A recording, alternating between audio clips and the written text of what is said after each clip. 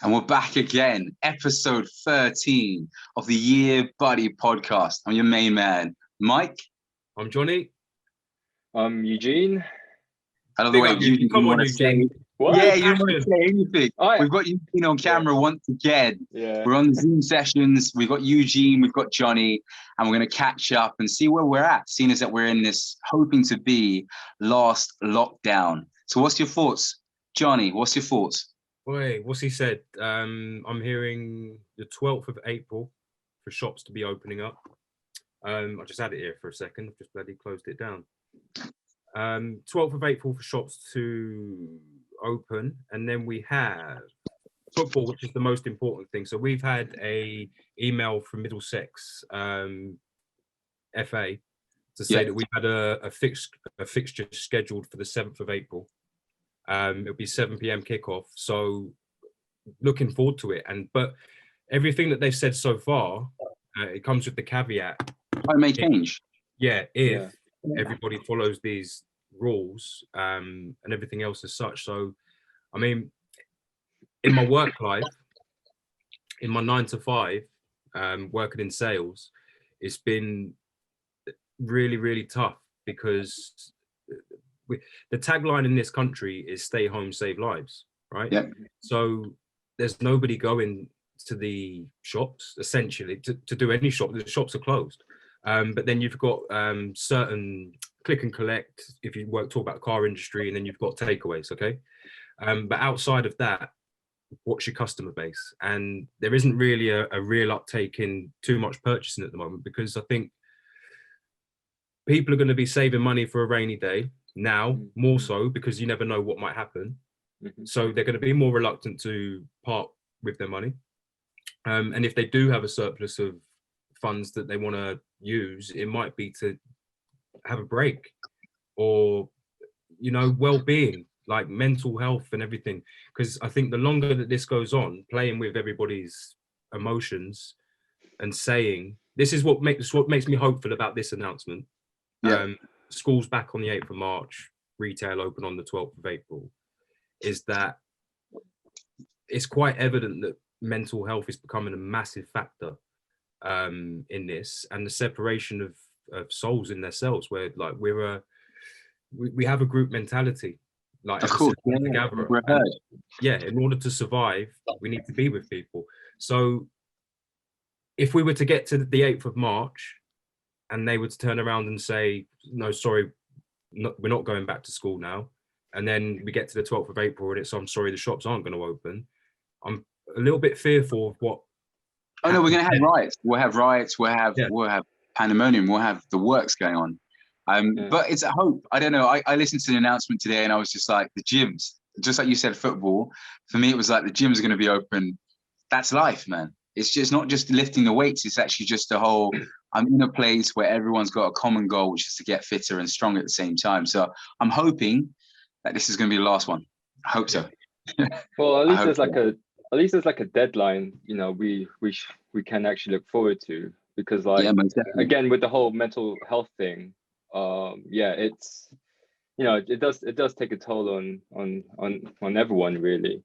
But to have to set, like, I think they want it to all this to overcome like in the 21st of June or something, if that's correct. Well, for everything to be normal. I think to let's say the final steps, I think it's the 21st of June. So hopefully by the 21st of June, a lot of things will be opened up, and hopefully we have that freedom of doing things as it was before again. But it's I was going to say it's LBC, isn't it? The radio station. Yeah, LBC. That's the one where everyone listens to. So I saw a clip today. Since we started talking about mental health, the chap called in and he felt like it was a bit of a catch-22, because he said that listening to LBC with like-minded people and being fair and honest in what you report and your journalism makes me more anxious listening to it. But then if I watch the mainstream news, I'm having panic attacks, And it's kind of like, are they trying to do this on purpose? Like, what's with all this just fear mongering and death thrown in your face? And there's no regard to mental health or sports, exercise, healthy immune system, and eating your greens and get plenty of water. So this guy was saying that not only have I lost everything, work-wise, I work in sales, he said, I haven't been paid, haven't had an income for 6 months. Wow. But he said, I appreciate that's the volatility of the market because I work in sales. So some months I have a bumper pay packet, some months he doesn't get anything.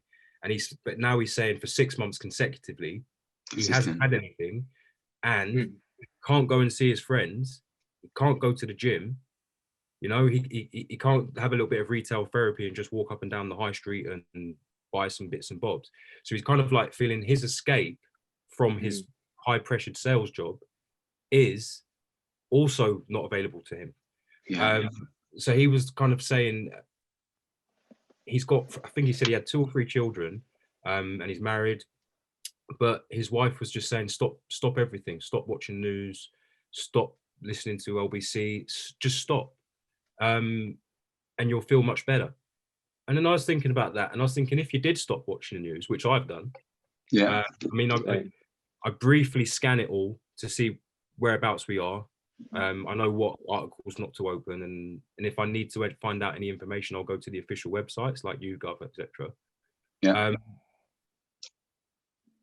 I mean, listen, if you don't watch the news and you don't talk about stuff, there isn't really anything going on. Of course, there's nothing. No. I'm listening to that entire. That's very controversial. Yeah, big time. Because I've done that a few times where I've just not listened to any news, and then I've gone, wow, so I can go to the gym tomorrow. You know, I can go hang out with my mates, because you just don't really know what's going on. But I don't know. For me, I listen to LBC every morning. I listen from 7 in the morning till to what, give or take 1 o'clock, depending if I've got sessions. And obviously, the narrative is changing as the day goes on. So the 7 till 9, it's very much propaganda news. You know, it's Meghan Markle, the royal family, and it's to distract you. Then soon after that, you then get a bit more of the questions. Where is the money going? Is Boris Johnson a really fit prime minister and stuff like that? So for me, it's quite interesting listening to that, opposed to even listening to BBC One or ITV, because the news on ITV and BBC One, it's a joke. The information they're giving you is very much, I'm showing you this, but not giving you the whole picture. And it's like that all the time, to the point where it makes you feel like there is some sort of conspiracy. I've thrown it in there quickly, but there always makes you feel like there is one, because you're kind of going, how come I can listen to news on LBC and they've said completely different to what you're putting forward? And this is what, 9, 1, 6 and 9 p.m. they have that news going on as like a news broadcast. How is that possible? Do you know what I'm saying? How's that possible? It's not. I'm sure there is some scaremongering going on. I'm sure there is. Oh, there is, but sure. I think you would need an element of that in order to try and keep people home.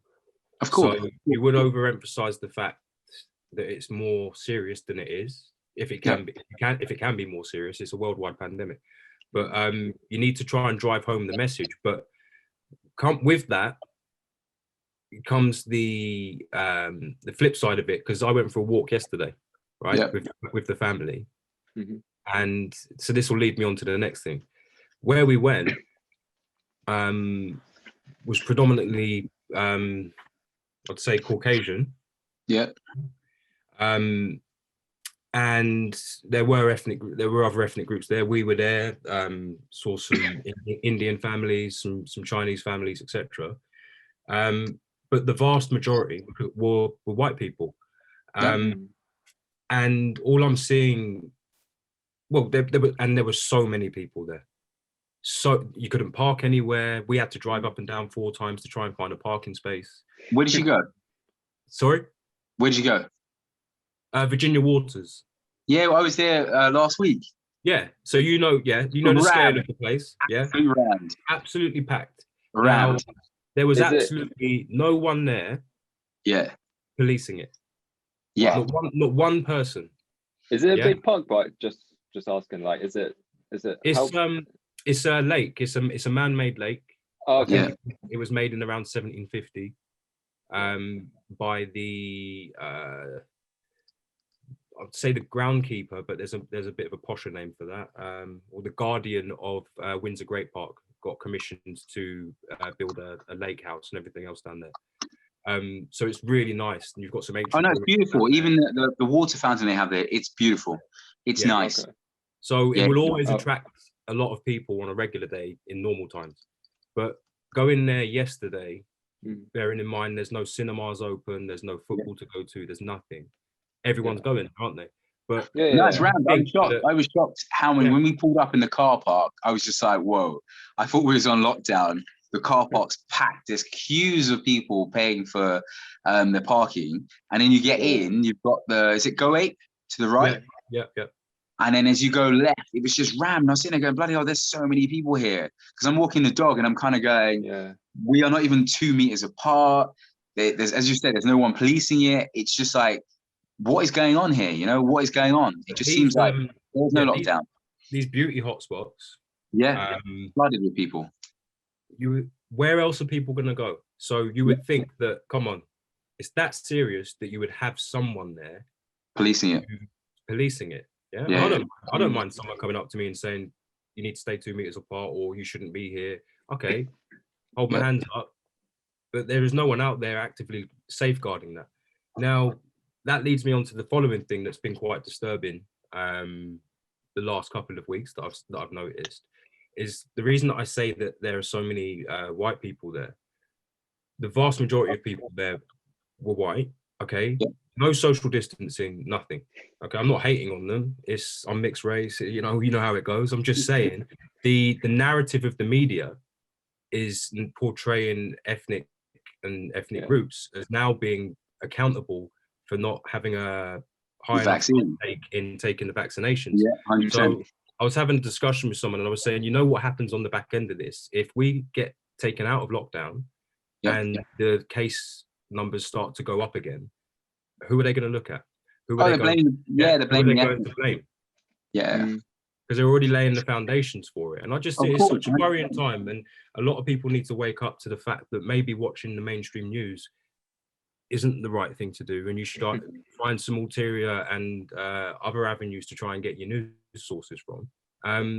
But they're trying to shut people down from really telling you what's happening and in reality, what's going on. So don't just create a segment or an advert where you've paid some Black, Asian, other minority groups a lot of money to say you should go and get vaccinated, because that celebrity that's saying it has been paid a monetary value to say it. Now, but it's weird you say that, because I was listening to, so once again, LBC. I probably should get like a membership card or like something just to say I'm plugging it all the time. But I was listening to the news and they had a phone in, and I think it was the guy in the morning at 7, maybe Nick Ferrari, and he was saying, how do we get more ethnics to take the vaccine? So he left it out to the callers. Each caller was calling in, and you had people coming up with scenarios of, if I saw a celebrity or an influencer saying they got the vaccine, I'm going to get it too. And I'm sitting there going, that's where they got the narrative from, to then have the adverts of celebrities saying, I'm going to get the vaccine, let's go forward. Because as you said, if you actually did research into it, you would sit down and think, we are fairly healthy people getting a vaccine for something that's probably not going to do us any harm. How crazy is that? That doesn't make much sense. I was just trying to look at it. So is it so I was saying it goes hand in hand. So if you're going to report and get these people to say, take it, show me the statistics that prove that we are not, that we aren't, because the reason I keep referring to Virginia Water is because there were so many white people there. I guarantee you that there are a number of them that don't want to take the vaccine either, for their own personal choice. But they're not being. They're not on the list to get, not higher up on the list to get the vaccine, because a lot of the people I saw they were middle age. I'd class middle age as what, 40. No. Well, I'm 40 this year. I love the way you got it just went silent. I was sitting there going, help me. Oh, mate, I want it to be 50. 50. So I say most of the below below 50, yeah? Because there were some people who were 17, 16, 18, whatever.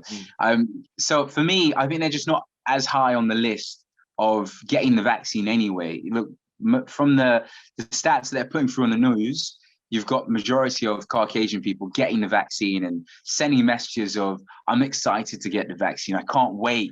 You know, I've never heard of anyone in my life go, I'm excited to get some stuff plugged into my system that I don't actually know what it is and what effects it will have in 5 years. That's madness. You know, I've never heard of that in my life. But I think that's the state of the people's mentality at present because of all the scaremongering. People just want to get out. You know, I've never heard as many intelligent people pushing the narrative of, I can't wait to get to the pub.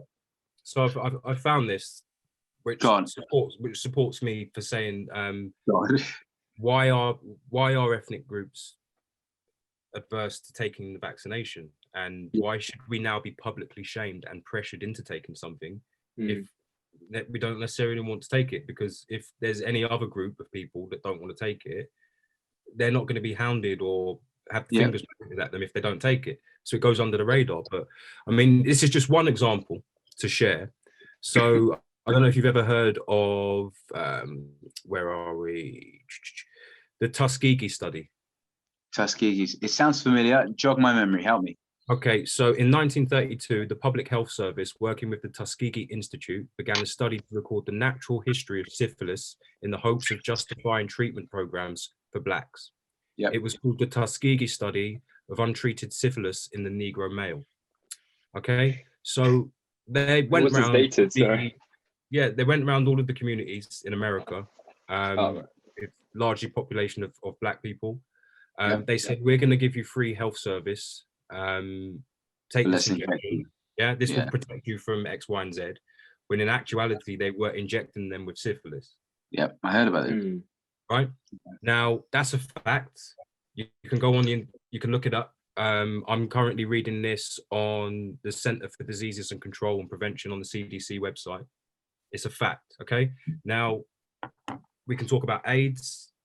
We can talk about Ebola. Anything else. There's always been an essence of man-made manipulation or intervention with these viruses. And an awful lot of them get conducted and tested and carried out in Africa. Yeah, of course. And in the Western world, it's just unheard of. People don't know about it. It's out of sight, out of mind. So why would you concern yourself with it? But within the Black community, we talk about these things. But even before the pandemic, we might be aware of it or heard about it. So when you're now being targeted to say there's not enough uptake for the vaccination, I wonder why. Yeah, no, you're right 100%, because they were saying it on the news, and what they always do as well is they bring out the token Black who then has the story of why we should be taking it. But no, you're 100% right. As look, growing up, I was always being told about certain stuff in order to be wary of certain things. I think it's one of those things where, because we don't really know what to believe, and most of the information is controlled, and you have to go searching for the information, you're always going to be in this situation where the vaccine could be perfectly fine, but because of the history and all the stuff that's happened, and now we are, because of the internet, learning way more about our history, you sit down and kind of go, wait, my walls are so high that you need to give me some serious information that's going to change my thought process, because if not, it's just not going to work. And that's what's happening now.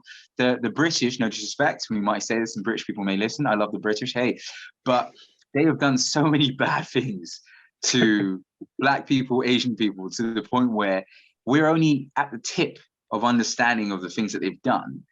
Now you're saying we've got a vaccine that we're going to give to people. Automatically, you're kind of going, I don't want that shit in my body. That's just how it is, you know? So it's a strange one. For me, I don't know. I had to tell someone off in the group. I'm in a group of, I think it's 45 Black males. I think I'm the youngest one in the group. So you've got guys ranging from 70 and 50, and they are pushing these videos, videos of people talking about there's chips in the vaccine, there's these chemicals that's going to change your genetic makeup and stuff like that. But then the issue I have with that is a lot of the people that are telling me this, no disrespect to the people, but they have no qualifications in the fields that they're discussing. They have no history in the fields that they're discussing, but you're trying to come across as an expert with no understanding of what you're actually telling me. You know, give me your sources, give me some proof, I will be with you, but don't give me your narrative. That's like me just sitting online and going, yes, it's got this in it, this serotonin equivalent equal of basilar thing, which made up, and this is going to do something to you. It's not strong enough. You know what I'm saying? It's not strong enough. Give me the juice. Give me the proper juice, the proper information to back it up. The WhatsApp groups. So again, I've got a peer group which is similar. So I've mentioned it before. So we have all of that stuff pumped in there as well. Now, 100%. I'm one of the people pumping it in. But I knew it in your eyes, man. I see it. Yeah, but I don't offer out any information unless I've checked it myself. Yeah, exactly. So okay.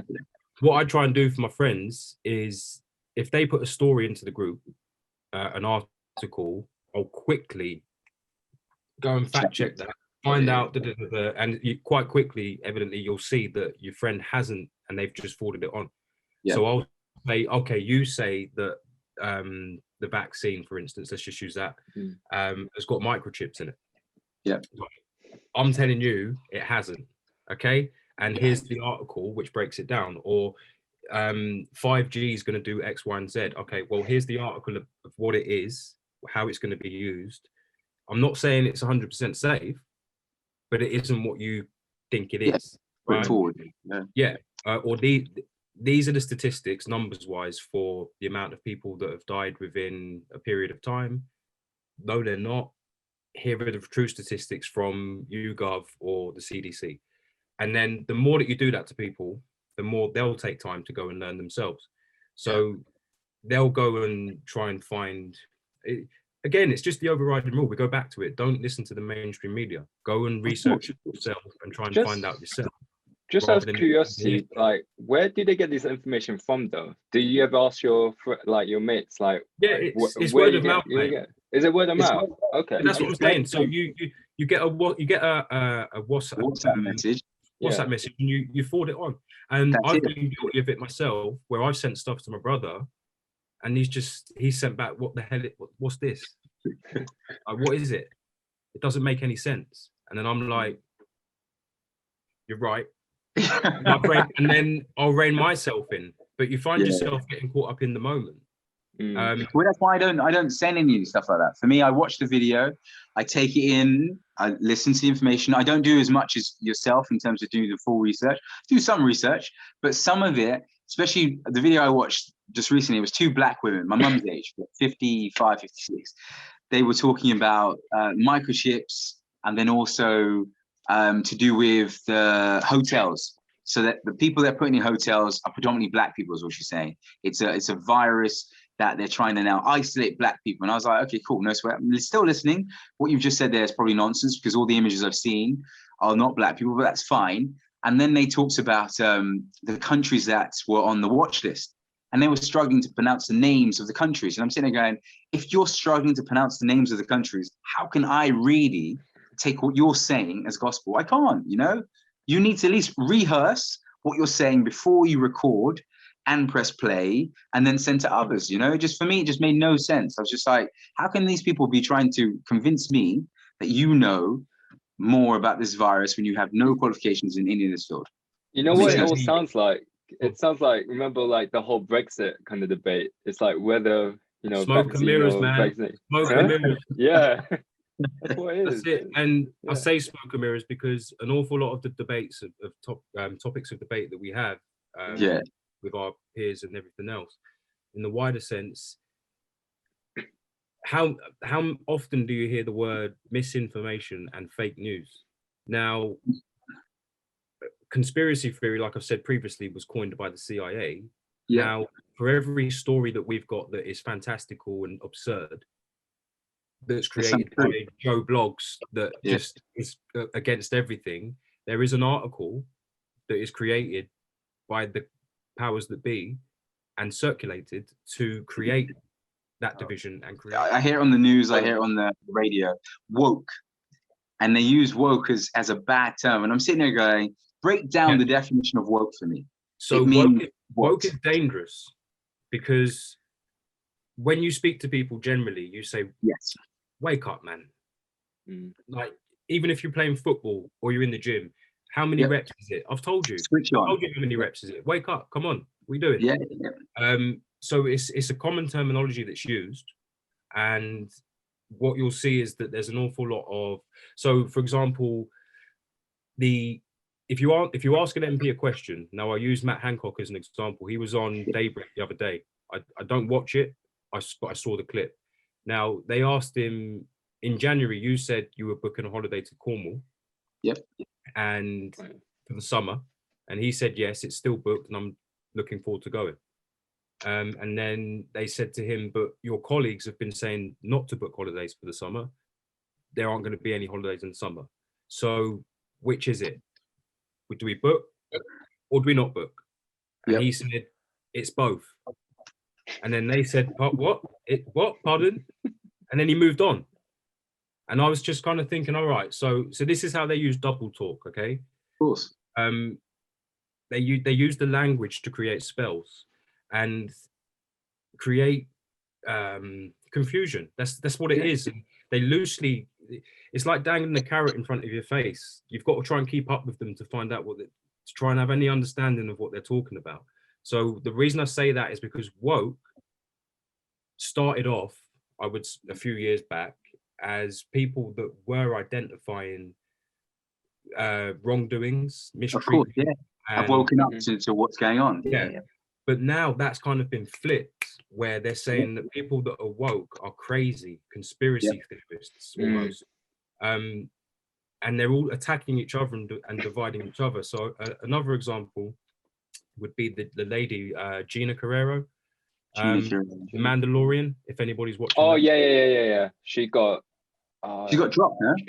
She got dropped for like something she said on Twitter or something like that, right? Yeah. So she's a Republican, I believe. Oh, okay. But let's see. But then she said she wasn't anti-Semitic in a what she said directly, but then again, I mean, I'm only partly Jewish, so I can't really speak on it. But she said Nazi Germany was kind of like the build up to the elections, whereby they were making you hate Republicans or they were making you hate Democrats for whatever reason, and they were having neighbors at each other's throats.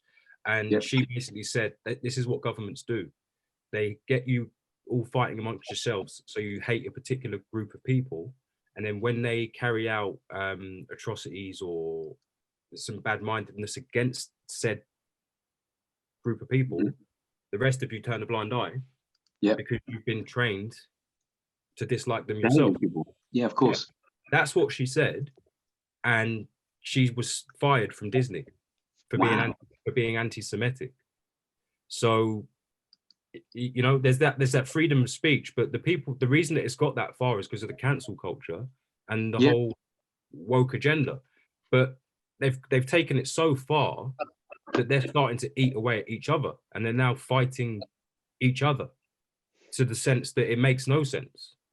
And it's now just a word that's a bit of a silly word. It's thrown out. It's thrown out. Woke's thrown out left, right, and center. Woke, BLM's thrown out all the time. Take a knee's thrown out, and all the meanings that originally they were put forward for have all been used, as you said, as a counter argument to make people look stupid and imbecile, like in their approach towards things. It's I don't know. I'm at that point where I'm a bit. I think the one as a podcast we did where I was like, I'm scared as fuck, you know, we're all fucked type thing. Now I'm just kind of like, I'm over it. I'm completely over it. I've had enough. That's a quick 5 weeks. It's a turnaround, but I've had enough. I'm at that point where I'm just like, I need to get to Canada or somewhere like that, get myself a nice house, get some land, have some cows, and be like a black farmer and just live, man. To get to Canada, to Canada, you've got to take the vaccine. Well, I'm actually booked in next week. To do what? To go to Canada? To do what? Yeah, you sound like my dad. To do what? Do what? Do what? Get the vaccine. All right, cool. Yeah, I'm booked in for next week. So I've jumped the queue. Are you 1 or 2? Which one, AstraZeneca or the other one? I think it's the AstraZeneca one. So is that 2 lots? Yeah, it's 2. Yeah, two dosages. Okay. So I jumped the queue because I do hospital radio. Like, I'm a good person, so I do volunteer work. But yeah, so I've jumped the queue. But my dad, that's why when you said do what, I was just like, you sound like my dad. My dad was like, no chance, mate. No chance. We'll just, Eugene, just make a mental note. We'll wait till we book the next podcast, just in case it's just the 2 of us. All right, mate? Well, they could be like only you, because I'm actually getting the vaccine tomorrow. So. Oh my God! So it's just me. Probably, yeah. How come? Yeah, how are you able to get it, mate? They well, because like I still live with my parents, they actually called my dad to like book in an appointment. So picked up the phone and they said, yeah, Dad, can you, I mean, they called to say, yeah, just book an appointment for my dad. And then they asked if I wanted one. So I'm like, well, okay, sure. Yeah. Okay, why not? You were called and you were given the opportunity. You've made a decision, right? Okay. Yeah. Your line of work and your own personal feelings as well. You're having it, which is good. Your decision. Yeah, that was my decision. So I was asked last month. I was asked would I be interested last month, and I declined. And then my grandmother got it. She got it last week, and I was just like, get to go home. So I was like, if I can tick the box, I'll get it done, and we'll go from there. Ideally, if I hold my hands up, I wouldn't get it because I'm a healthy dude. I don't need to be taking anything into my system that I've not regulated myself. But I'm going to bite the bullet. You're going to bite the bullet, but the thing that I appreciate here is that it's both of your choices to do that. Yeah, what I don't want to hear and what I'm uncomfortable with seeing is what we spoke about earlier, where people are now being shamed into taking it, and they might not want to take it, but the only reason that they're going to get it is because they feel pressure. Well, they're going to have to, though, because I think they're going to pass a law where they're not going to pass a law on that. But what's going to happen is employers are going to say, if you've not had the vaccine, your job's not happening. You ain't going to work. And I can see that being pushed through. They're pushing it through as a little chat at the moment, but that'll be the next step where they say it's going to be added into your contract where you will have to be in queue to get it done, or if not looking to get it done, then you won't have a job to go to. So if the pharmaceutical agencies that have created these vaccines are, they can't be prosecuted, they can't be held accountable in any way for any adverse effects. Yep. How would they then write that into a contract of employment? That's a great question. They will probably find a loophole because people are not going to be looking into the contracts. So then the more people that refuse, I would say that there's reasoning to believe that they want people to refuse, because then that will give them the ability to introduce a universal basic income, which is kind of like the direction that I believe they want to go. You think so? Personally, I do, honestly. And there's no conspiracy to this, because there's plenty of people that have done studies and research that would agree that universal basic income moving forward is probably the best way to go. Why would it be the best way to go? It provides a safety net. Everybody's secure. Everybody's reliant on the government, which is something else that I think that they would ideally like to happen. I overthink things a lot, maybe, but maybe so. The patterns that you see, it doesn't sit right with me that there's been so much separation and no regard to mental health, suicides, everything else. It doesn't sit right with me that they haven't told us to eat healthy. It doesn't sit right with me that they tell us to restrict our air intake, our CO2 intake, and we breathe in more carbon dioxide, and the germs that are just literally coming up from that we're trying to dispel out of our body, we're breathing back in. They've asked that school children, I think, so this is going to be talked about in Parliament, the necessity for school children to wear a mask, I think over the age of 16, 13, all day, every day at school. So even outside? Inside, okay. In the classroom, to wear them like there's some sort of muzzle. Muzzles, yeah. Muzzles, yeah. it's all that sort of stuff. So choice is one thing, which I'm fine with. Yeah. But then it's everything else that comes around it. So no, of course. If they said, here's the vaccine, you have the option to go and get it or you don't, I'm fine with that. Or here's the vaccine, black people aren't taking it. Yeah. They're the problem. That's what's uncomfortable with me. Mm. Which no, I fully get that, and I agree with you, because a lot of the narrative that I've been listening to, I'm not happy with that, where it's been pushed that it's black people don't want to take it. They're at fault for spreading the virus. They're all doing all dodgy stuff, and I don't like that. However, I'm still lost on how do we get out of the situation? If we decide to not take the vaccine, what's going to happen? And especially if they tell you that you can't go to work, what's going to happen? It's going to change year on year. I wouldn't put it past this time next year saying you need to get a top up because of X, Y, and Z, or there's a mutation which is completely forward different. Anyway. Yeah, there's a mutation which is completely different.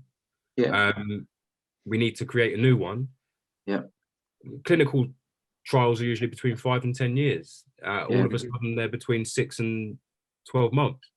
The FDA hadn't approved any of them. Some of these, but they've approved a rollout, a fast track rollout of a unproven vaccine, which is the proof that they have approval that they have.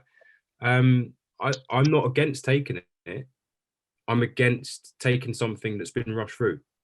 So so if this was a normal year and there was a higher rate of deaths from the flu, and they were saying, look, guys, the flu's really taking a lot of people out, are you safe and secure? I'll be like, oh, you know what, I might get the vaccine, because it's been around for a long time. I know it gets changed and upgraded year on year, but they're working with the tools that they've got.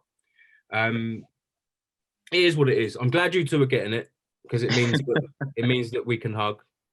So, but actually saying that, you can still get it. So there you go. Yeah. We probably could. But we'll get it. We'll be fine. It goes two ways. We get it. We start twitching, and then boom.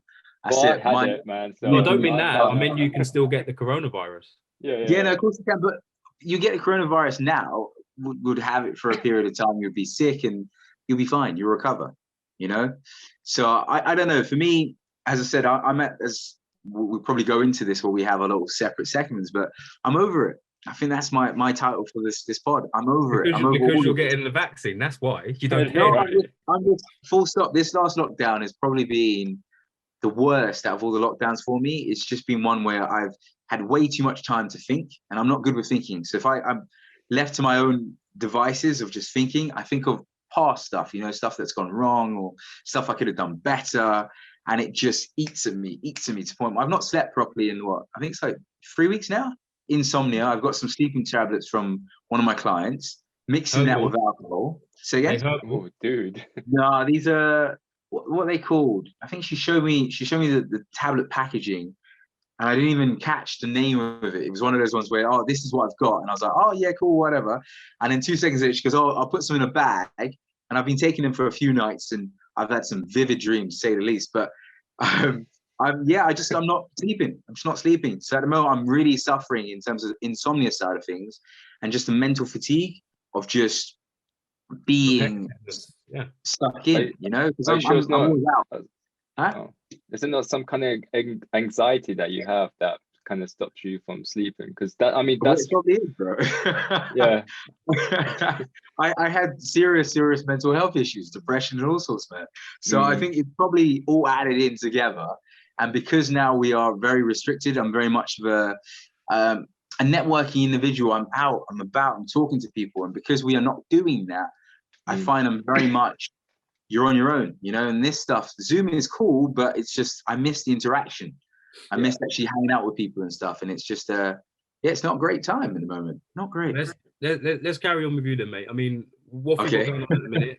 What have you been up to? Because I know you were training. You've mentioned a few times that you've had to watch your diet. Has that been gone? So I was just before Christmas. I had a competition, so I was in training for FMC, which is the fitness model competition. I think it's competition. It should be competition. And that was a competition that I was penciled in for last minute. So originally I was supposed to compete in October. The show got cancelled. I was supposed to compete the next month. The show got cancelled. And it was very much of just keep pushing it on, whatever physique you bring, at least you got to the stage. Ended up going for the competition. Physique was not bad, wasn't amazing, ticked the box. And then after that, we went into another lockdown. So it's just all my plans of getting ready for another show for the run up to the new year. So April would have been the next show, 16 weeks of prep, just went tits up. So I was kind of going, what do I do from here? Work is cool. I've got steady clients, but I just felt like there was a missing piece. You know, we're now back in lockdown, and I'm planning with Eugene another film. So I'm excited, I'm ready, and now we are restricted to back Zoom again. I can't do recce's to see sites. I can't do proper interviews for certain things, and it's just, yeah, it's not great, to be honest. But on the plus side, we're working on another film. I'm hoping it's going to be good. Eugene is one of the best DOPs I know. Shout out to Eugene.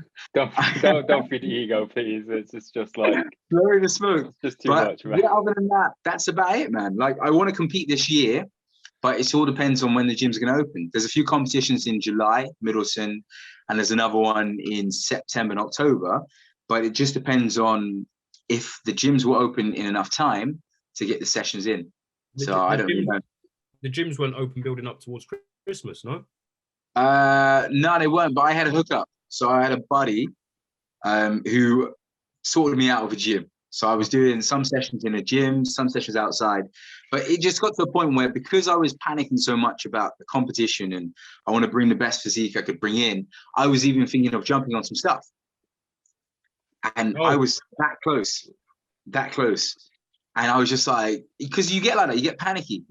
And because you're on hardly any calories, your emotional state and your mind state is just so varied. Some days you're like buzzing, some days you're really low, some days you look at yourself and look like I'm like shit.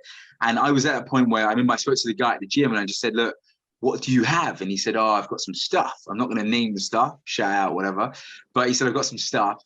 If you jump on it now, it will get you dialed in time. And I'm sitting there going, thinking about it to the point where I gave the man some money. So I was like, take my money, get me some stuff, got me stuff. I sat in the car, got the stuff there, jars of stuff. And I'm sitting there looking in the jars going, am I going to cross the line? I didn't take it in the end, but it was that close. It was that close to the point of taking stuff, which goes against everything that I've always said for years, because of the state of mind I was in, because of mental health and round the circle. Yeah. So how was the whole food, the food preparation and everything else like that? Are you still going to supermarkets? You've been getting deliveries? No, I'm supermarket mad. So no, it was fine. I've been meal prepping for the past 2.5 years. So yeah. I'm probably one of those weird people. I don't really know what to do other than meal prep. You know, if you was to tell me don't meal prep, I don't really know what to do. My meals are always prepped Sunday, Wednesday, and that's just how it is. It's like a ritual that happens all the time. So the food shops are fine. It's just more of the training, because you can get to the gym. You can't actually lift as heavy as you need to do to put your muscles under enough stimuli to actually get growth. So it was tough, man. I think that experience, that last 5 months, has probably been one of the hardest experiences that I've had in a couple of years. And because I have mental health issues, and I'm sure a few of us may do as well, I'd hope so. I'm not the only crazy person here on this call. It's flared up a lot more recently, to the point where I've doubted myself on everything. Stuff that I've done before multiple times, you just doubt yourself to the point where you kind of get to a point where you don't even want to do things. Yeah. And it's just a constant kind of a battle each day, which, yeah, I'm winning, obviously, okay, but it's just back and forth at the moment, and it's not great.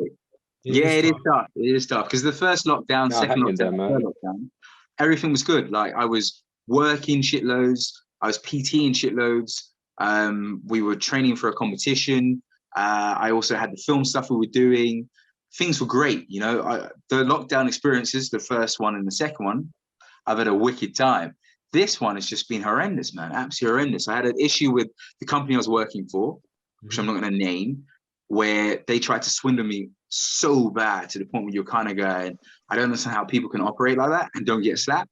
But you don't give people a slap because you'd end up in prison, and I don't really want to jail time. But it was to the point where you're kind of looking at people going, that's disgusting. You can't be like that, you know, and not get any sort of retaliation or something to happen, like need to pop your tires or something like that, because what you're doing here is not, it's not cool. And I went through that around Christmas, and I was just like, this is just not good, man. It's not good. Mm-hmm. And then now we're into the new year, hoping that things can get better. But it's just time will tell. Time will tell, and we'll see where we go from there. Time will tell, mate. But yeah, to move to both of you. So, what was the title of the film that you did? The short about the dating? It's Casual. So Casual. What's the feedback? Have you had any feedback? What's the overriding view of that, guys? Because I mean, it was well put together. I watched it with my brother. There were a couple of moments where he said, "What, you know this? Do you know this guy?" And I was like, "Yeah." And he said, "Well," and I said, "Look, they put a film together." I said, "If you meet any director, yeah, they're making a film. This isn't real life. It's a film." Of course it's not. So, Jesus Christ. And yeah, I know. And I said to him, I said, if you're one of those people that hangs around on these apps, yeah, this is a reality that can actually happen. Man. Yeah. So did you tell me, guys, what's the feedback been? How have you found it? You want to go huge? What in terms of what the whole the whole experience? The whole experience, how you found it. Because from people that you might not have necessarily thought you'd get a comment from that have said something about it, or. To be honest, like I didn't really like. Yeah. Overall, to be honest, I didn't really like share around, so I didn't like get anyone's opinion of it just yet. So yeah, I'm just like dead on that, to be honest. But the whole experience was just like wicked, man. Like you know, like being on the film set and stuff like that. It's just you get to meet meet new people that have different experience to you. So just meeting like a few new people, like, and just to network, it was just wicked. Yeah. Are you going to bring any of those people back for your next project, or is it something completely different? No. I think Eugene. I'll bring a few.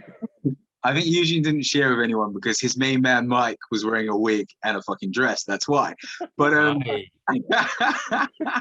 but no, the feedback's been wicked, man. The feedback's actually been really, really good. Like I've heard loads of people say that for a first attempt was good. The story is a bit outlandish, but as I said to Eugene, that actually happened. In terms of the story actually happened when I was in Brighton, where I was the guy. You got killed by a guy. No. Well, not killed, but the original story was I ended up speaking to someone on some funny fucking website, and then I was supposed to go meet them, but I didn't go meet them. I actually called my friend, and we had a conversation similar to the two guys. We sat down, had a conversation in front of a screen about an email, but we didn't end up going in the end. So that actually did happen to a degree. Yeah. But the feedback we got was good, man, for the film. As I said, I gave myself and Eugene a pat on the back because it was put together via auditions on Zoom, and then also somehow pulling out a hotel, equipment, a team of people to go to 2 locations to film during a lockdown. That's not bad, no issues. We had no issues on both film days. Everything worked the way it was supposed to work. So I don't know, for me, it just lays the foundation for the next project, which is what we're working on now. And then projects thereafter. So for me, it was good. It was all around good. I'm just a bit annoyed that we are in a lockdown and that we couldn't show it at potential festivals and other stuff like that. But hey, you learn from these things, and the next one will be better, and the film after that will be better. So it was good, and we hope to have Johnny on board rather than me having to dress up in a wig and a skirt. Hey, listen, not doing it.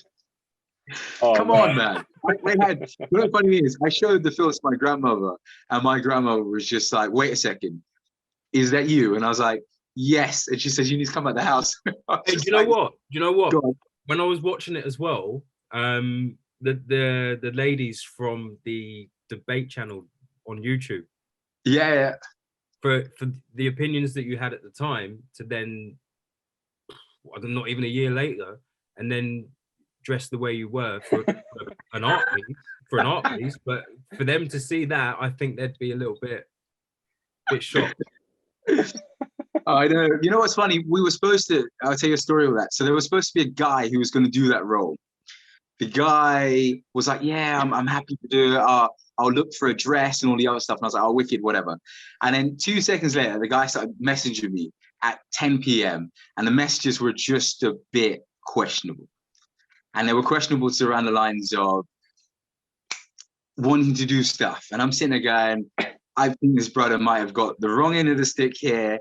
We're making a film. We're not on that type of stuff. And that's why I had to fill in last minute. But when you go down those roads with stories like the story we have there, you then realize you end up speaking with people who have some crazy thought processes on certain things. Is this is the film for you to personally as a project, or is this something that you want to share widely? Can we tell people where they can see it, or is it you holding it to your chest? No, of course. It's on my YouTube channel. So it's on I think it's the Year Buddy Experience, which is similar to the Year Buddy podcast, but it's the Year Buddy Experience, and you can watch it there. So far, we've had near on, I think 70 something views so far. Mm-hmm. So if people want to tune in, watch it, leave your comments. If you want to say Mike is a fairy dressed in a wig, that's fine with me. Like, I don't need a pat on the back. I'm right. But it'd be good for me. I said to Eugene, look, for me, when we started the first one, it was very much of let's make as many films as possible with the notion of building a catalog for myself, for him, to then see if you can grow and develop something, you know? Yeah. Just asking, are you still gonna put it into like festivals and stuff? I did. So originally I put it at 4, I think it's 4 festivals. So, and then each of those festivals sent me an email saying that they've been cancelled. So I don't know what happened with that. No, nothing for 2021 at least. Because potentially we could do, but by then I would like to have another film where we could have kind of worked on what we had there in terms of the film techniques you've used and the story, and we've made a better film that we can put forward. That's where let's put both the films into 2021 festivals, man, because I think that's the best way to get out there. Eugene, mate, what's the synopsis for the new film? Can you share that with us, or is that closed? Can we share it? No, yeah. You can share it. Oh right, no, it's written by Mike, and it's about. I don't want to like give away, but it's like Get Out, you know, the movie by, is it Jordan Peele? Yeah, it's like Get Out meet with trying to think of a second movie what it's also like. I can tell you. Yeah, it was like Get Out with a it's mixture like Get of, Out. Yeah, with a bit of a Texas Chainsaw Massacre mixed in, and Vacancy. Have you seen Vacancy, Johnny? I haven't seen Vacancy. No. So it's Owen Wilson's younger brother. I think he's a younger brother. Him, Kate Beckinsale. They go to a hotel in the middle of nowhere, and then some crazy shit happens. So it's a mixture of that, Texas Chainsaw Massacre, and Get Out, mixed into one in a short film. Hostel. No. Huh? Sounds like Hostel. Well, yeah, it could be similar to Hostel. Hostel was actually a really good concept. I like that. Fairly similar, but it's a short film. So the aim is to try and make it, as it's Eugene, is make it as scary as possible and have as many moments where you jump at the camera. That's the aim. So we'll see. The locations are dope, though. We're going all the way to Devon. Yeah. Right. Can I say that? Yeah, no, you can do. Devon's cool. So I stayed in Devon. When did I stay there? I mean, in maybe September time, I stayed at a cottage in the middle of nowhere. And I was just like, wow, this could be quite cool to like do a short horror film in this cottage. I spoke to the lady who owns it. She said, look, she's fine to allow us to film there. So we've got the location sorted.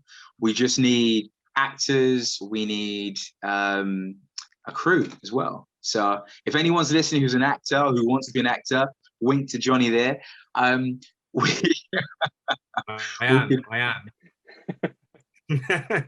Well, we need a lead. We need a female, and then we need a number of females who all look fairly similar. Okay, cool. So Eugene, mate. So I know that you've had a bout of coronavirus yourself. Yeah. How did you cope with it all, mate? Are you in the clear now? I'm in the clear. Work and everything else, how's it affected you, man? Well, right now, because I work in retail, for that I'm like on the furlough. So being furloughed is like kind of it's actually a bit of a savior, because it's giving you some income coming in. So that's a blessing. And yeah, having the coronavirus, man, dude, it's just like, it's just something else, like the way I can like say how I experienced it, it's just like, yeah, it's just something else. It's a cold, it's like a bad flu, aching bodies, yeah, bad flu, sore throat, yeah, the whole lot. But when it just hit you, it just hit you, man, and you're just like, it's like when I thought I got the symptoms, I didn't know what was going on. Like, of course, I had like a breakout in my house. I was like I was kind of saying, no, I couldn't have it. But as you progress and the symptoms get worse, you're just like, yeah, okay, I do have it. So then I got tested, came positive, and then just for like at least 4 days, it was kind of torture, just having like body aches, the whole lot, runny nose, sore throat, headaches. Yeah, the headaches was the worst. So but have you heard anything about returning to work? Is a furlough scheme being, because I think I'm not too sure about the furlough scheme. I heard that they might be extending it until July. Yeah, that's what I've heard as well. Yeah, I don't know if it's like, how they did the whole 60% thing, like they reduced the percentage of like the full wages or something like that. I don't know if they're going to do that. I thought it was 80%, not 60. It's 80% now, but before the third lockdown or the second lockdown, there's so many lockdowns, I've lost it. Before that, I know they reduced it from 80% to 60%, and some went to 40% or something like that. But right now it's like they went back to the whole 80%. But I don't know. I don't know for sure what's going to happen with that. Hopefully it goes into July. Is that confirmed though? The July? No. It's rumors, but whenever you hear a rumor, it usually tends to turn out to be. I don't know if they're leaking it themselves or how it works, but to try and soften the blow. No, that's cool. But I mean, well, I heard like from the announcement from today, it's from April 12th. We can probably go back. So just sort of looking forward to that. Just getting back to that kind of normalcy.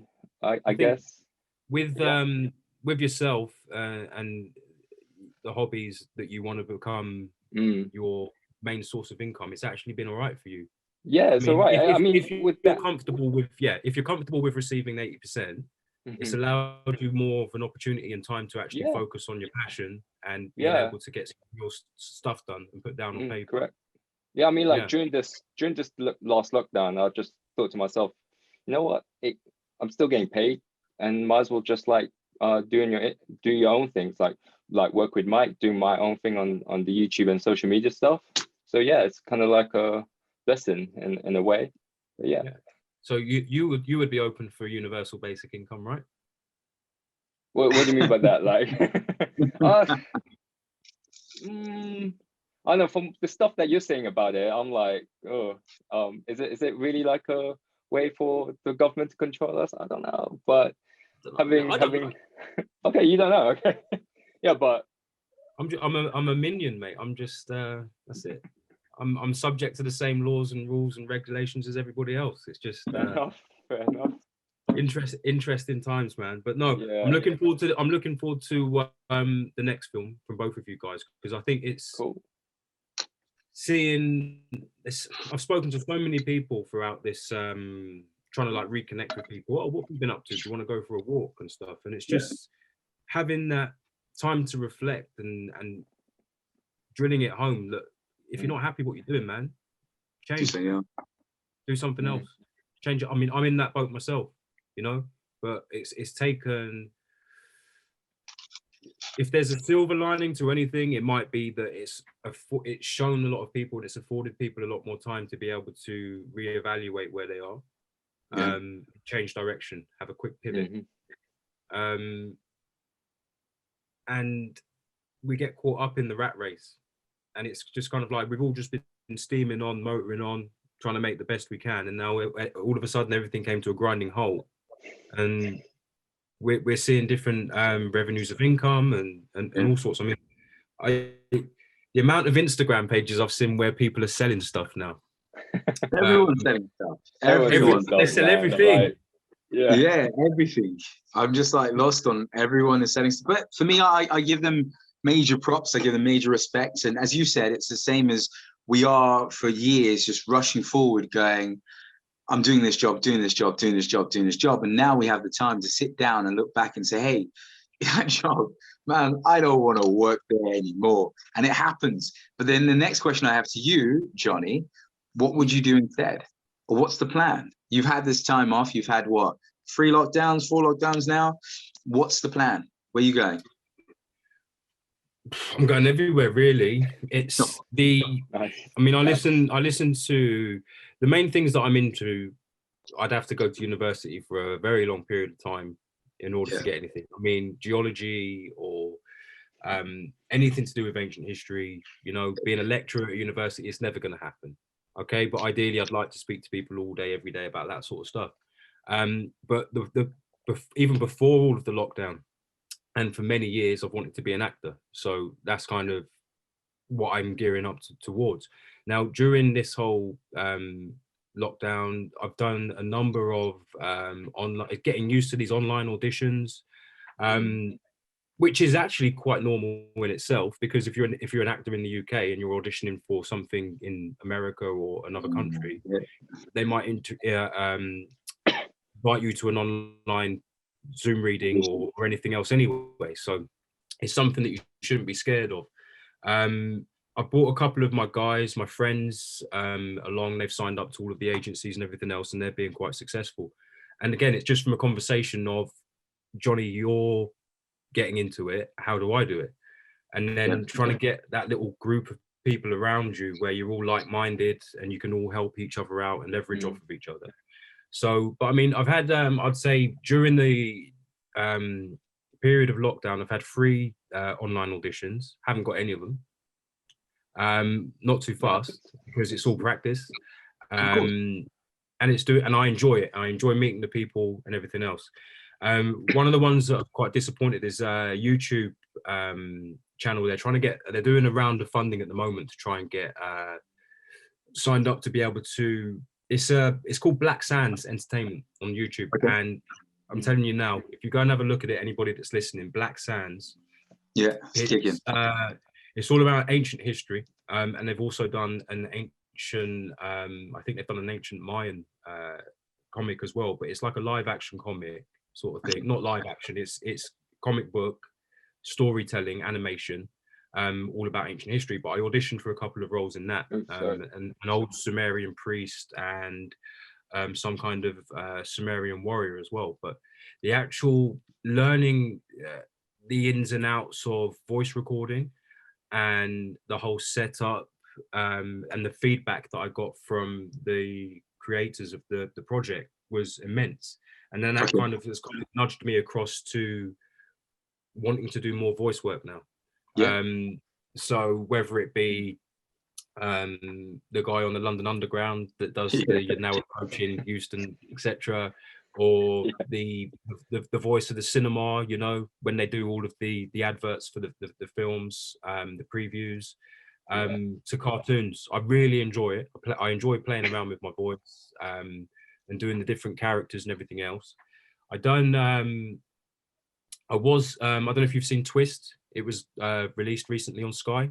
Oliver Twist, modern day version, yeah? Yeah, modern day version. Reese Moore in that, Michael Caine. Michael Caine. And me, I'm in it. Yeah, I didn't see it on the screen, bro. Yeah, no, I was going to say, but these are the disappointments we learn as you go along the way. So me and my family have been waiting for it to come out for months and months and months. Yeah. My scene's been cut completely. Wow. And the second part that I was in, I'm literally in it for a fleeting minute. I know it's me.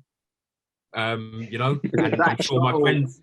Hey, is it a back shot of you just walking in the distance? What is it? It's literally just the side of my face. Boom, gone. Oh, man. You know, I'm not. It wasn't a role in it. I was only ever an extra in it anyway. But the main part that we filmed the days that I was there, I was in it. We filmed it 6 or 7 times. I was thinking to myself, "Yep, this is going to be great for the show reel." Get it on there. But there you go. It got released. I gave it a quick briefing view before the family sat down to watch it, and I said, "Don't worry, we don't need to watch it." But it rough with the smooth, but I can still use it as a credit because I was in it, and you can see me in there.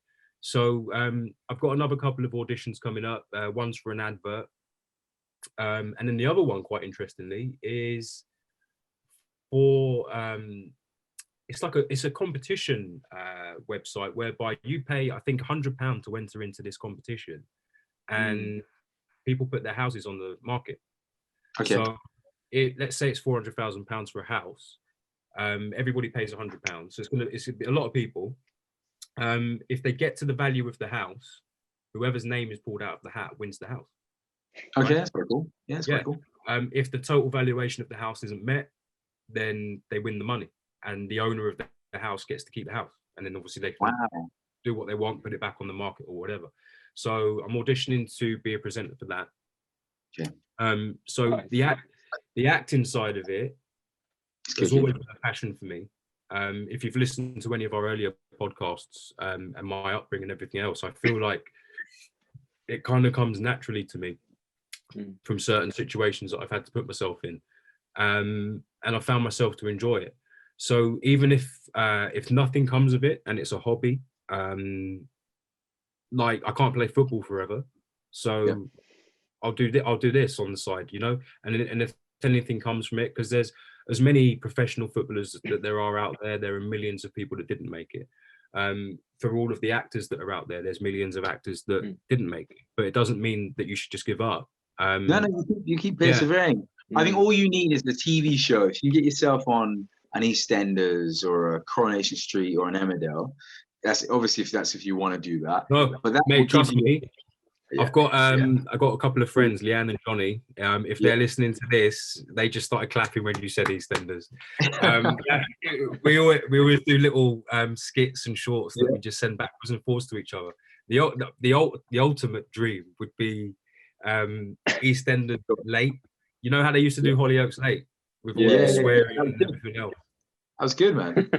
Imagine an EastEnders version where Phil Mitchell just comes in and he's like, "What the fuck are you talking about?" It just drives it home a little bit more.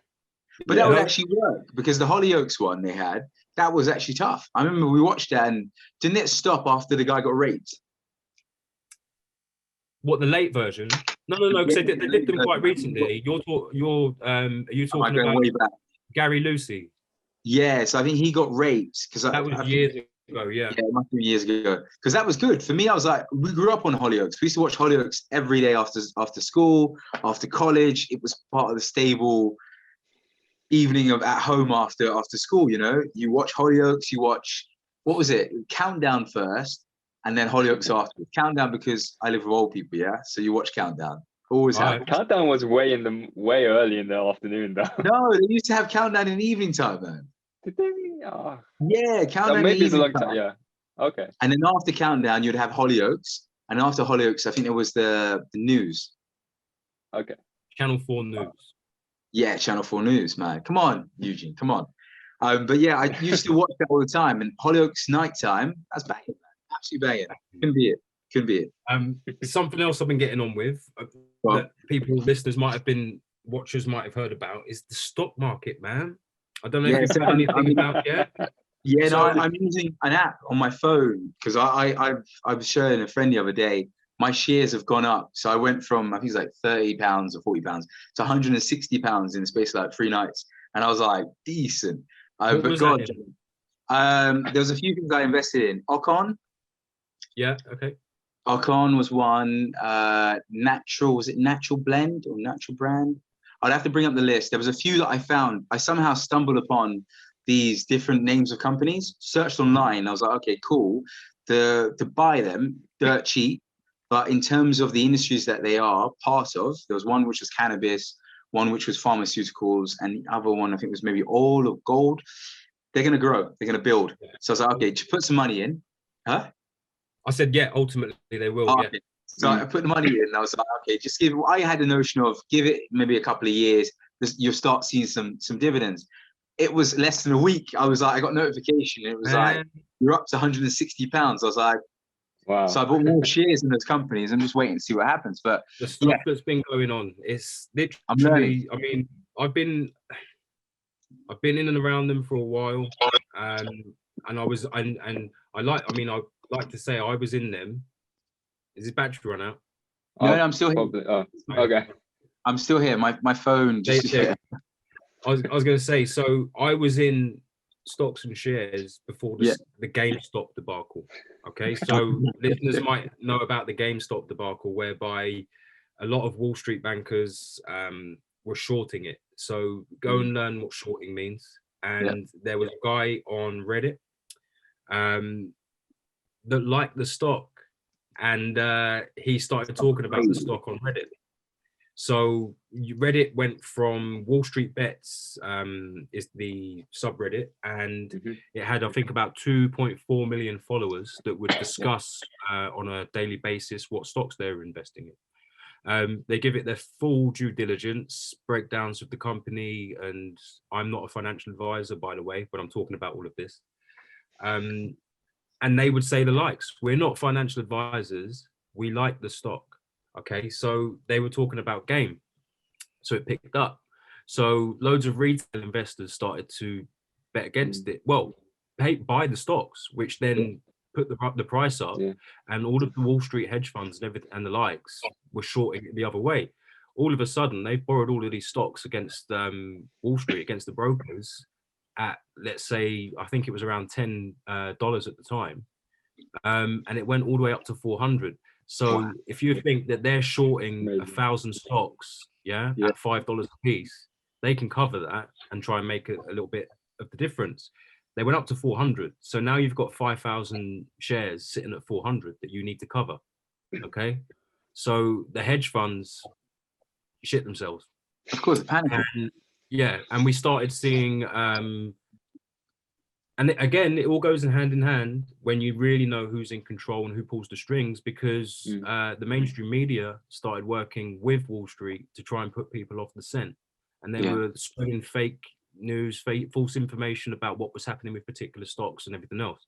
Now, Wall Street Bets went from 2.4 million to about 8.6 million new subscribers in the space of a week after this happening. So what you're finding now is there's a whole plethora of new retail investors thinking that there's a quick buck to make here. It all falls on the back of cryptocurrency as well. So Bitcoin.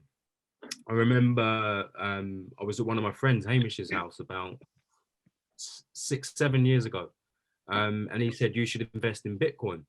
So I downloaded the app. I was trying to link my bank account and my national insurance number, I think, to the app in order to buy it. We were going out. The app hadn't downloaded. I said, fuck it, let's go. I'll leave it. Completely forgot about it. Now, I wasn't ever going to buy a whole Bitcoin, because I think at the time it was worth about £1,000. About £1,000. But I wasn't going to just sit there and buy a couple for £2,000. Evidently, I didn't end up buying any. But now it's worth 38,000 today. And the talk is that it's going to go up to 100,000. So I think it's going to continue to grow. What you were saying about gold, cannabis, and everything else, I think we've now, never has there been a greater opportunity to try and create some sort of wealth for your family unit. Normally, wealth has been kind of like a generational thing where it's passed down and everybody gets a head start. So we are up against it, because the SEC and a lot of the constitutions are trying to fight against retail investment at the moment, which is being dragged through the courts. But they've had it like this for so long, and they've been profiting from it. Companies have been going out of business. they've been earning, thriving. But now Joe Bloggs wants to get involved. They're going to try and put all of these restrictions on it. Of course. But one thing that it's made me realize is you never know what's around the corner. So investments into gold, cannabis is the next thing, because that's obviously, it's only ever going to be made legal in more and more places. Then you've got distribution facilities and all that sort of stuff. So electric vehicles as well. So I think we're rapidly seeing a massive change in the way that people can earn money. Thinking outside the box. If you're clever enough to be able to read the markets and make yourself some good money, then do so. But it's I'm involved in it. I'm opening up ISAs for the kids, all that good stuff, for them to see how it develops and what they might have as an opportunity for themselves in the future. But it's kind of like the one thing when we're at school, they don't teach you how to get a mortgage. They don't teach you how to do all of these good things. They teach you about Henry VIII. Yep. They don't teach you about Mansa Musa, if anyone knows. They don't teach you all the good stuff. They teach you about slavery, Henry VIII's wives and all that shit. And they don't teach you how to stand on your own 2 feet once you leave that institution. No, they don't. It's funny you say that, because I was talking to someone about this the other day, in terms of this is the time. Obviously, I don't have kids, so if I did have kids, I would probably be doing this. But this was the time that you use that time that you have with your child. They do their online sessions with their teacher, and you book in an extra hour or 2 hours, and you teach them the stuff that's going to help them grow. So savings, inflation, interest rates, mortgage. Then you teach them about history, because we have as you said, Black history. We have slavery.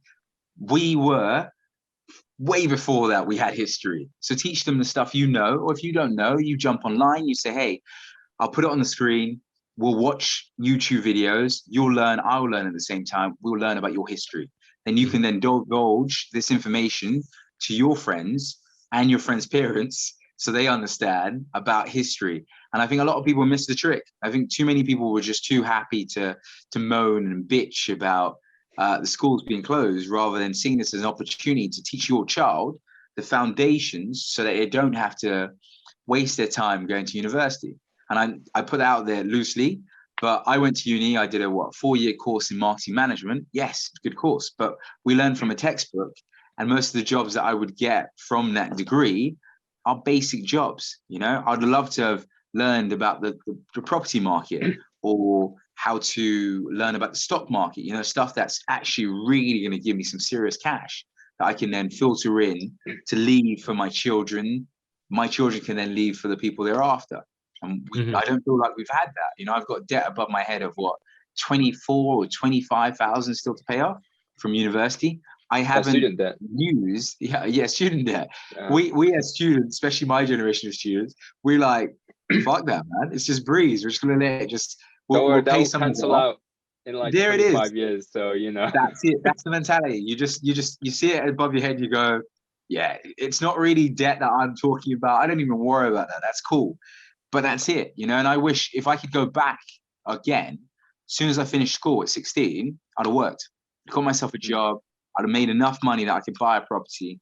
With that property, I'd have used it as a platform to then look to buy more properties, rather than at the age I am now, 33, turning 34, looking at properties now, kind of going, I'm way behind. Yes, I've done so many different things, but in terms of where I would have been if I would have started from 16, I'd be in such a better position.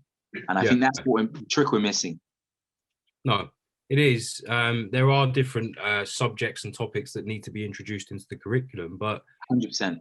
I think overriding, people often say that the reason that the school bell goes and the reason that you have to call everybody sir and miss is to get you conditions to office life and factory life, working life. And that's my only worry with this whole mask situation at school I mentioned earlier.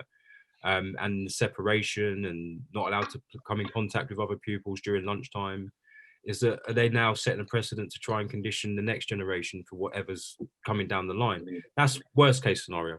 Okay, so I'm not saying it's what I believe. I'm just saying it's a potentiality that you need to think about. But there's so much opportunity out there that you always need to ask your teachers to teach you about certain topics and really try and emphasize the fact and get it onto the curriculum. So I know there's a lot of good work that's going in behind the scenes about Black history, and we need to teach people about X, Y, and Z and where we really come from. I mean, sitting in school, and we're in England. I know, I understand that. I get that.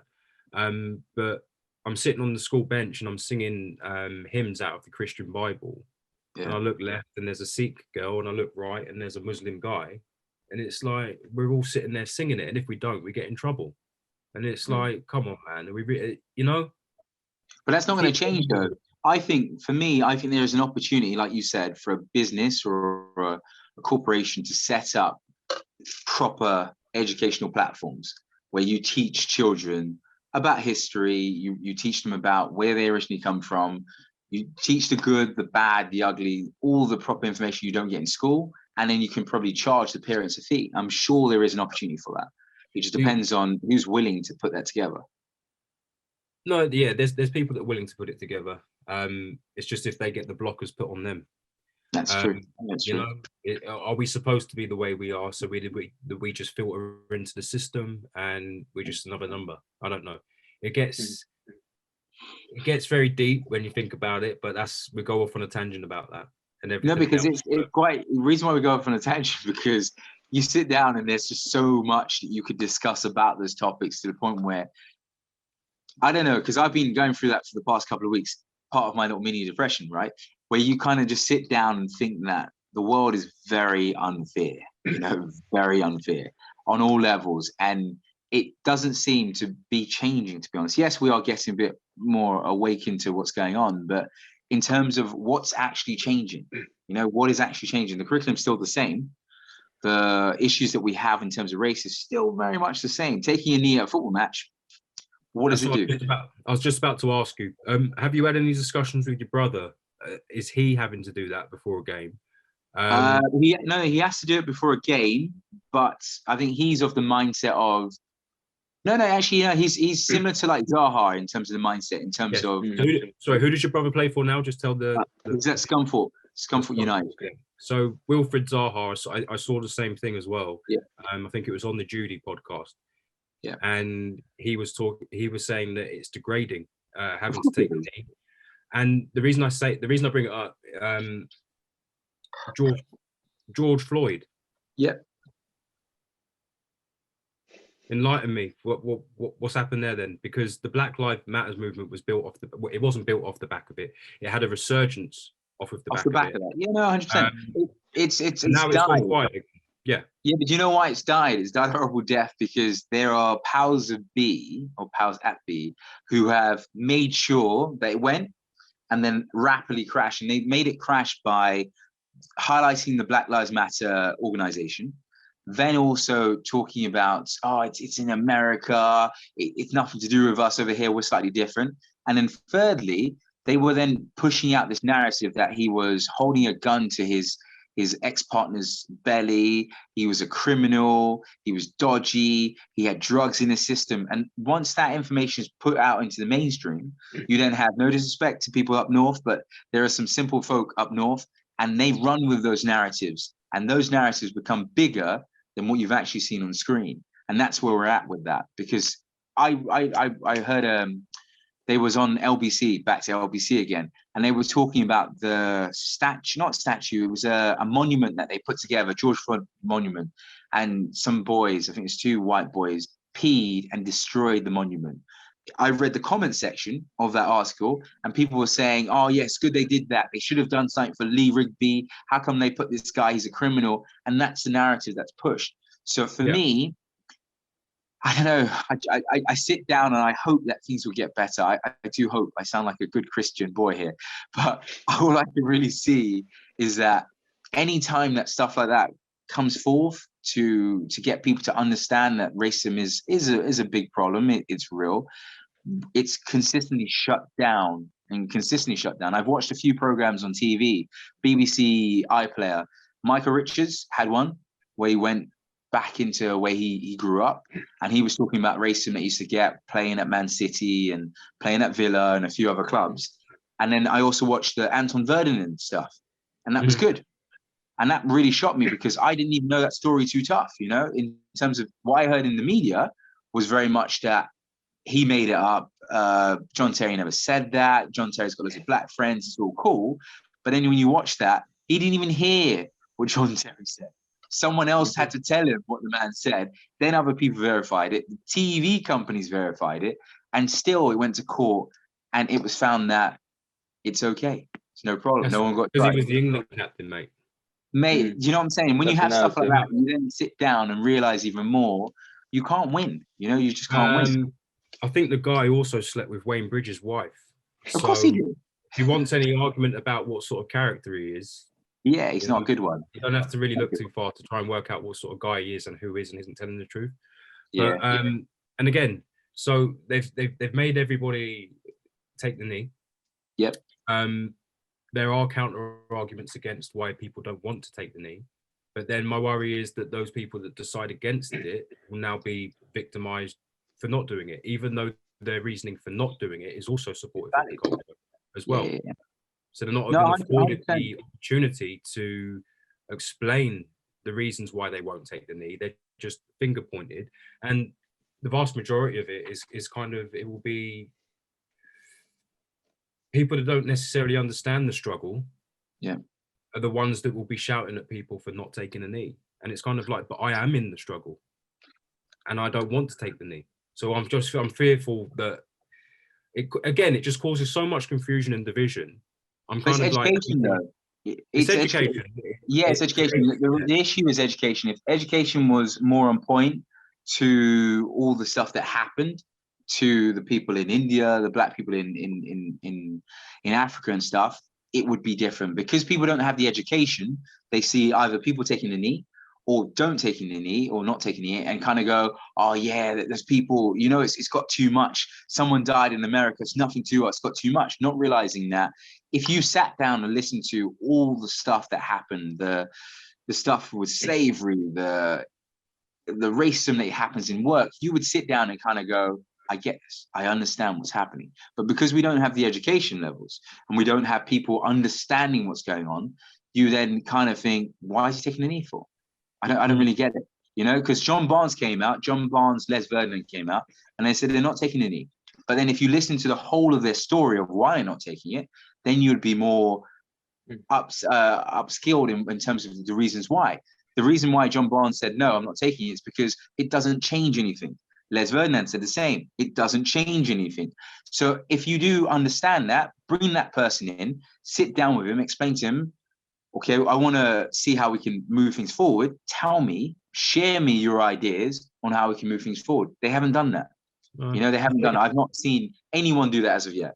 Especially in football. I mean, I played football in Belgium when I was 16 in a tournament. And I had bananas thrown at me when I was on the pitch. Yeah. And I was 16. I didn't react. We kicked the bananas off the pitch. I scored 2 goals in the final. Now, when I scored one of the goals, I ran past the stadium and I had my arms up and I was celebrating. I don't care. You know what I mean? Throw a banana at me, whatever, mate. But my point is, I was 16. Yeah. I'm now 39. And we're still talking about the same old shit in football, right? Forget the outside of football and the wider conversation, because it's quite prevalent that it happens in football, okay? And it happens on telly, and you can see people saying certain things on telly. You can lip read them, it's easy, right? Why is it still happening? You know, why are these people not being drawn out? And because the punishment's not strong enough. And it's the punishment. One side is the punishment is not strong enough, and then the other side is there's no punishment. Ian Wright had issues just the other day. There was a boy saying racist stuff to him.